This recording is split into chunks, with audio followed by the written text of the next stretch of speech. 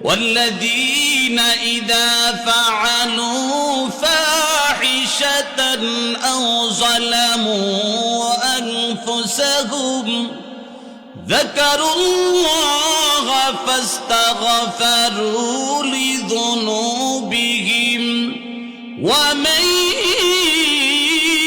يغفر الذنوب إلا الله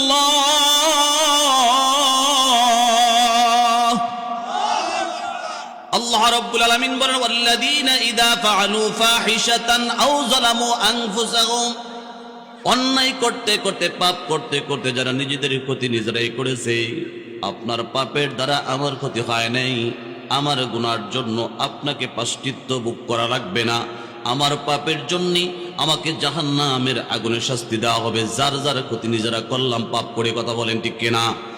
আল্লাহ বলেন নিজের ক্ষতি যারা নিজেরা করলাম, যালামু আনফুসাহুম, নিজের উপরে নিজে যারা জুলুম করলাম, যাকারুল্লাহ, অতঃপর আল্লাহকে স্মরণ হয়, আস্তাগফিরু লিযুনুবিহিম, অতঃপর আল্লাহ রাব্বুল আলামিনের কাছে ইস্তিগফার করলা।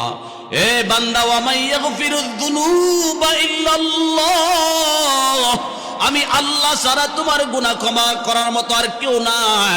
একমাত্র গুনাহ ক্ষমা করার জন্য আমি আল্লাহ তোমার জন্য প্রস্তুত আছি। কোনো টাইম নেই, টেবিল নাই, 24টা ঘন্টা আল্লাহ তাআলা অ্যালার্ট, আল্লাহ তাআলা প্রস্তুত রয়েছেন। বান্দা চোখের পানি ছেড়ে মাপ চাইলে মুহূর্তের ভিতরে আল্লাহ তাআলা পিছনের লাইফের সমস্ত গুনাহ খাতাগুলো মোচন করে দিবেন। জোরে চিল্লায়া বলেন সুবহানাল্লাহ। এখানে আলোচনা চলতেছে পাপীদেরকে ভালো হয়ে যাওয়ার জন্য। সমাজের ভিতরে যারা জঘন্য জঘন্য অপরাধে লিপ্ত, নিকৃষ্ট নিকৃষ্ট খারাপ কাজে আমরা যারা ব্যস্ত, বিশেষ করে যুব সমাজকে আমি বলবো, এই যৌবনের টাইমে সবচেয়ে বেশি অপরাধ করা হয়। বৃদ্ধ বয়সে মানুষ এত বেশি পাপ করতে পারে না, তখন পাপের জন্য ইত্রামি করে মানুষকে একজনের আরেকজনের পিছে লাগায় দিতে পারে, বুদ্ধি দিতে পারে, কুবুদ্ধি দিতে পারে। সশরীরে পাপ করার মতো হিম্মত বৃদ্ধ বয়সে থাকে না। কিন্তু যৌবনকালে সশরীরে নিজের হাত পা ব্যবহার করে, অঙ্গ প্রত্যঙ্গ ব্যবহার করে অন্যায় কাজে যুবকরা লিপ্ত হতে পারে। আজকে আমাদের আগানগর বলেন, আমিরগঞ্জ ইউনিয়নের প্রত্যেকটা গ্রামের ভিতরে যত যুবকরা অপরাধে লিপ্ত, নেশাজাতীয় দ্রব্যে লিপ্ত, চুরি ডাকাতি সন্ত্রাসীতে লিপ্ত, জঘন্য জঘন্য চাঁদাবাজি সহ খারাপ কাজে লিপ্ত, জেনা ব্যভিচারে লিপ্ত, এ মুসলমান, এ সমস্ত যুবকরা যদি ভালো হয়ে যায়, বলেন আমার আল্লাহ আমিরগঞ্জ ইউনিয়নবাসীর প্রতি খুশি হবে না বেজার হবে? কিন্তু আমরা তো কাজ করি না। আমাদেরকে অনেক বেশি কাজ করার দরকার। সন্তান অসুস্থ হলে যেমন ডাক্তারের কাছে নিয়ে যায়, আমাদের যাদের সন্তানগুলো খারাপ হয়ে গেছে, যাদের সন্তানগুলো একেবারে বাম পথে চলে গেছে, জীবন লাইফটা বরবাদ করে দিচ্ছে, নিজের দেহটাকে একেবারে ধ্বংসের দ্বার প্রান্তে নিয়ে যাচ্ছে, গন্তব্যহীন জীবন চালাচ্ছে, এভাবে চলতে থাকলে তার ভিতরে মনুষ্যত্ব থাকবে না, জীবনের কোনো মায়া থাকবে না, মা বাবা আপনজন কেউ কাউকে চিনবে না। এই জন্য এই সমস্ত যুবকদেরকে ইসলামের পক্ষে, আমার আল্লাহর দ্বীনের দিকে বারবার করে দাওয়াত দিয়ে আনার দরকার, কথা বলেন ঠিক কিনা? খারাপকে ভালো করা, এটা হলো সবচেয়ে বড় ইবাদত। একটা খারাপ মানুষের ভালো বানায় ফেলতে পারলে আল্লাহ এই পরিমাণ খুশি হয়। যেমন আপনার একটা পোলা হারায় গেছে, পান না 10 বছর, কেউ যদি এই পোলাটারে খুঁজা বাইর করে আপনার কুলে পৌঁছায়া দেয়, আপনি খুশি কি একটু হইবেন? কথা কন না, কি পরিমাণে খুশি হইবেন? আমার হারিয়ে যাওয়া 10 বছর যাবৎ সন্তানরা পায় না, যেই লোকটা আমার 10 বছর আগে হারিয়ে যাওয়া সন্তানটাকে খুঁজে বের করে আমার কোলে পৌঁছিয়ে দিয়েছে, আপনার ভাঙা দিলটা যেমন জোড়া লাগবে, চিরদিন আপনি যেমন খুশি হয়ে যাবেন, আমার আল্লাহ বলা একটা বান্দাকে আল্লাহর কোলে এনে দিলে আল্লাহ এর চেয়ে বেশি খুশি হয়। আর জোরে বলেন না সুবহানাল্লাহ। এই জন্য ভাইরা আমার, বন্ধুরা আমার, মুমিনদের পিছনে শ্রম দিলে মেমনরা কেমন ভাবে সংশোধন হয়।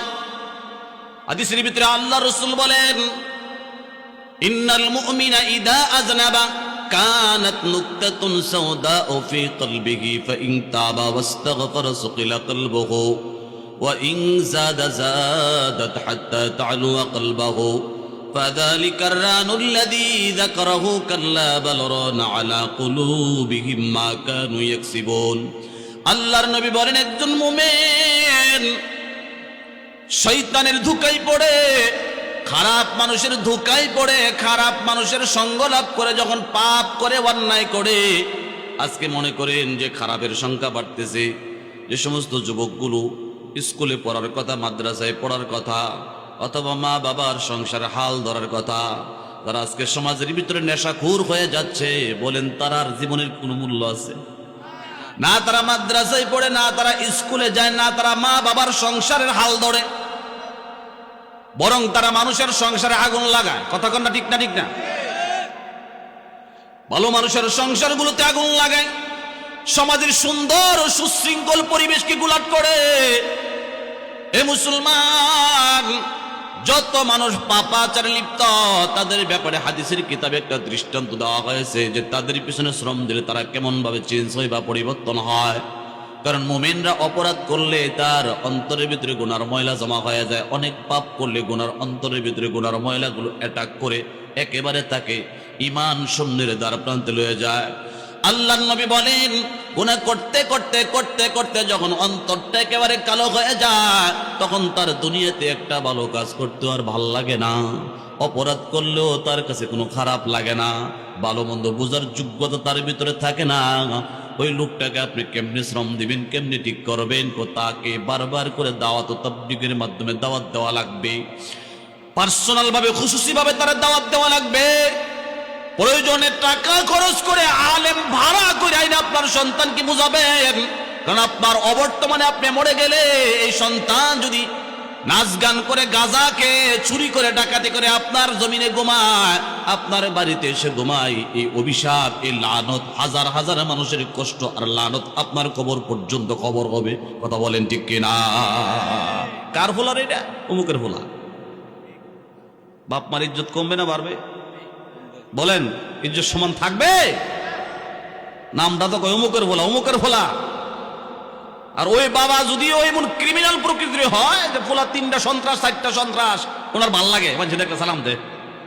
আসলে এমন কিছু এমন বাবাও তো অমানুষ এমন কিছু বাবাও আছে, ফোলাদেরকে সন্ত্রাসী চাঁদাবাদিতে লেলায়া দিয়া উনি নিজের সন্ত্রাসের বাপ, মানে নেতার বাপ পরিচয় দেয়। আসলে এমন বাবা, এর অবস্থা আরো ভয়ঙ্কর হবে। ইমান নিয়ে যাইতে পারে কিনা সন্দেহ আছে। আমরা চাঁদাবাজের বাবা হতে চাই না। আওয়াজ দিয়ে বলেন ঠিক কিনা? ঠিক না?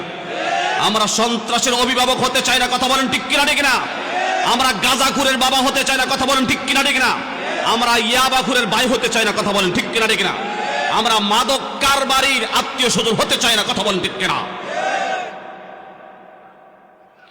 ভাইরা আমার, বন্ধুরা আমার, তাদের পিছনে শ্রম দিবেন, আল্লাহ তাদেরকে চেঞ্জ করে দিবেন। মনে করেন 10 মন লাকড়ি, 5 মন লাকড়ি যদি আপনার সামনে আগুন দিয়া জ্বালায়া দেন, কয় মন লাকড়ি? 5 মন বলেন বা 10 মন বলেন বা 20 মন লাকড়ি যদি আপনারা আগুন তাপানোর জন্য একটা মাঠের মধ্যে জমা করে জ্বালায়া দেন, 5 ঘন্টা পরে আপনি সেই জায়গায় গেলেন, আগুনের জন্য একটু আগুন দরকার, উপর দিয়ে হাত দিলেন, আগুনের কোনো তাপমাত্রা নাই। 5-7 ঘন্টায় আগুন, ঠান্ডার দিন, শীতের দিন আগুন নিভে গেছে। আরেকজন বুদ্ধিমান ওই লোকটারে জানায়া দিল, ভাই আগুন তো নিবে নাই। তুমি উপর থেকে হাত দিয়ে দেখলা তাপ নাই, উপরের আগুন নিভে গেল।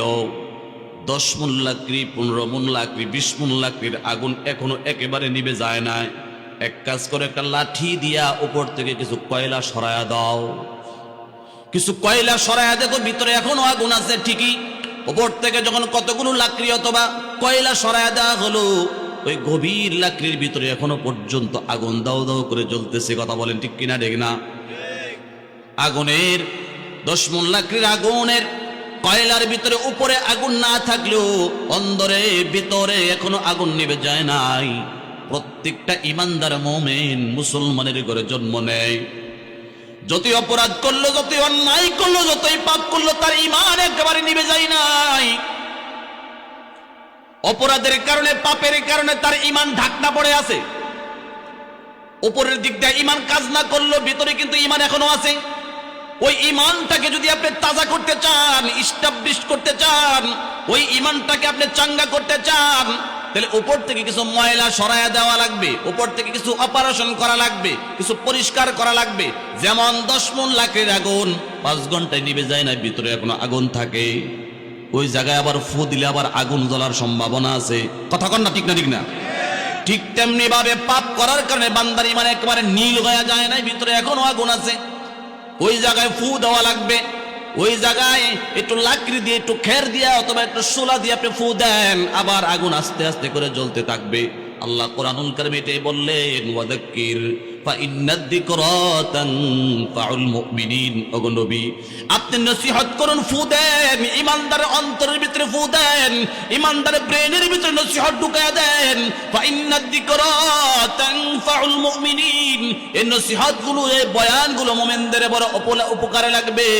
খাঁটি দিলে যারা বয়ান শুনে, খাঁটি দিলে যারা কোরআনের কথাগুলো শুনে, বলেন তো তাদের দিলের ভিতরে পরিবর্তন আসে কিনা? আসে না?